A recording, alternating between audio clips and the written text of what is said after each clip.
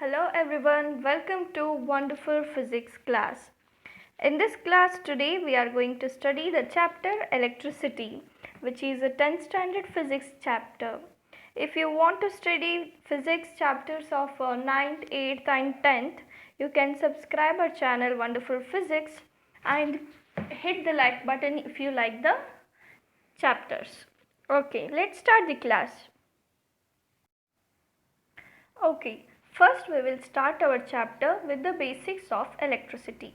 We know that we see around us much of electrical instruments such as TVs or the telephones or the current we see in our daily life. So let us understand it, the basics of electricity. How does electricity appears or how it occurs? I am drawing here a conductor which has electrons in it. Okay, electrons will be filled in it in conductors which conducts electricity. Now if anyone says I amount of current is flowing in this direction, it means that it is attached to a potential difference. The potential difference is given by a battery. This conductor is attached with battery, which makes this electron flow in this direction. We know that electrons are negatively charged. Yes, this is positive terminal of the battery and this is negative terminal of the battery. These electrons are moving towards this direction. In opposite direction, electricity will be formed or electric current will be formed. So let's see next. What is electric current mean? The formal definition is given here. The rate of flow of electric charges. I have already explained in this. The charges are flowing. That is called electric current, rate of flow of electric charge, and this is very important formula. This is the formula to calculate the electric current. I is equals to Q by T. Yes, and the SI unit of current is ampere. So Q is also equal to, this charge Q can also be written as N into E, where N is number of electrons and E is the elementary charge. Here we have ammeter.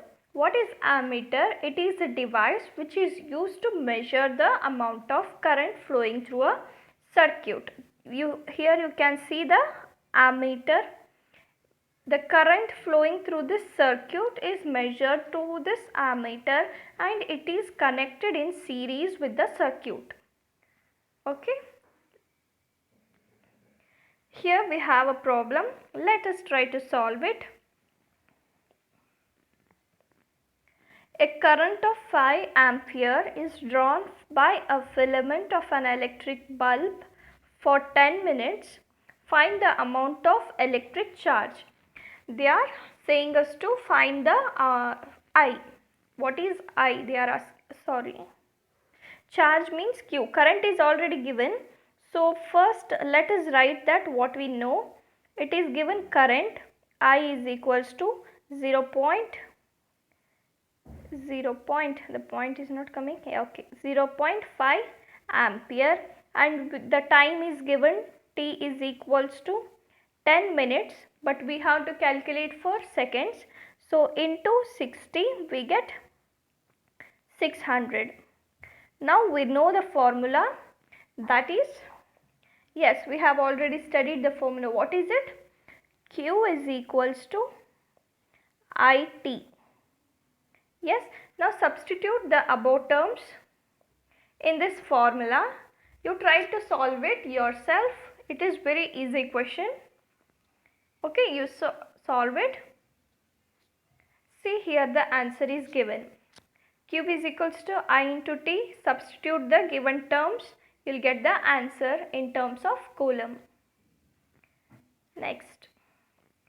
We are completed here about the first part of the chapter, that is what is electricity or an electric current. The second part is electrical potential and potential difference. Electric potential and potential difference. Let us study it. Before studying electric potential, let us know what is this water potential. Let me explain you what is potential.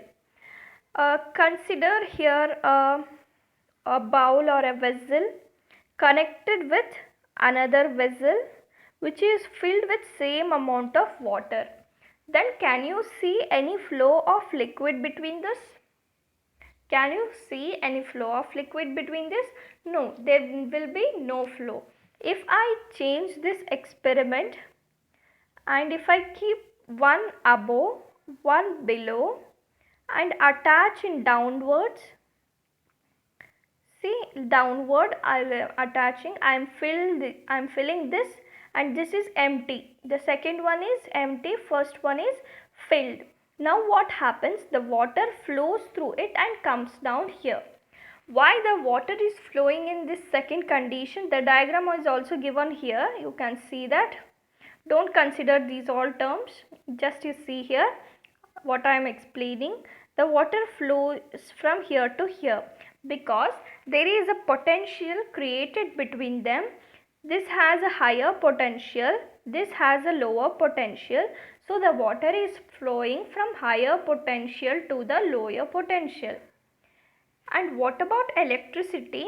It is given here potential difference. Water we have already understood. So we have here potential difference in terms of electricity. It is the work done to move unit charge from one point to another. Same here, it is moving from one point to another point. In terms of electricity, the charge is moving, unit charge is moving from one point to another, and the formula to calculate potential difference is V is equals to W by Q, where W is work done, Q is the amount of charge. The SI unit of potential difference is volt. It is clear? Let's see next. We have another problem here. It is given how much work is done in moving a charge of 2 coulomb. So charge is given means Q is given 2 coulombs across 2 points having the potential difference 12 volt. First you write the given terms, that is charge Q is equals to 2 coulombs and the potential difference V is equals to 12 volts. What they are asking, the work done, how much the work done is. So we saw this formula. Write this formula first. V is equals to W by Q. What we want? We want W. So send the Q this side. We get V into Q. Substitute it. That is nothing but 2 into 12. Yes, the work done will be how much? 24. Yes, work done will be 24 joules. The SI unit of work done is joule. So here we have this answer. You can check out the solution here. It is 24 joule. Okay, let's go far. Here we have studying about electric circuit. What is electric circuit? It is a conducting closed path of electric current. What does it mean? Here you can see it is closed and it is conducting some electricity, electric current. So we call it as electric circuit. This is a simple structure of a circuit. It has a bulb connected with a switch, a battery to maintain the flow of current. Okay. The circuit diagram is given. This is the realistic picture, but while representing the diagram we use this kind of structure. The symbol represents switch, this represents a battery and this represents a bulb. So it is a circuit diagram. Very simple. Okay. Next. Here it is a picture of in your textbook only. It is given how to represent a cell, how to represent a battery, combination, switch, wire. You can go through this in your textbook. It is for a general knowledge how to write the structure. Okay. Now we have reached the fourth part of our topic, that is Ohm's law. He is a German scientist, Georg Schlemenholm. He gave the law, Ohm's law, that is the potential difference across the ends of the wires is directly proportional to the current flowing through it. What does this mean? Consider an electric circuit here. The potential difference in this wire at the ends of the wire, that is V. What that is, the potential difference across the ends of wire V is directly proportional to the amount of current flowing through it. So V is directly proportional to I. When you take V by I, you get a proportionality constant, that is R. Rearranging this equation, you will get I is equals to V by R. What does this mean? When the potential difference will be more, current will increase. When the resistance increases, current will decrease. Yes, this is the most important observation we have to make from this. And the basic circuit of the Ohm's law is given here. It is a battery. It has a battery V, current is flowing I, and it has a resistor R. So thank you guys for watching this video.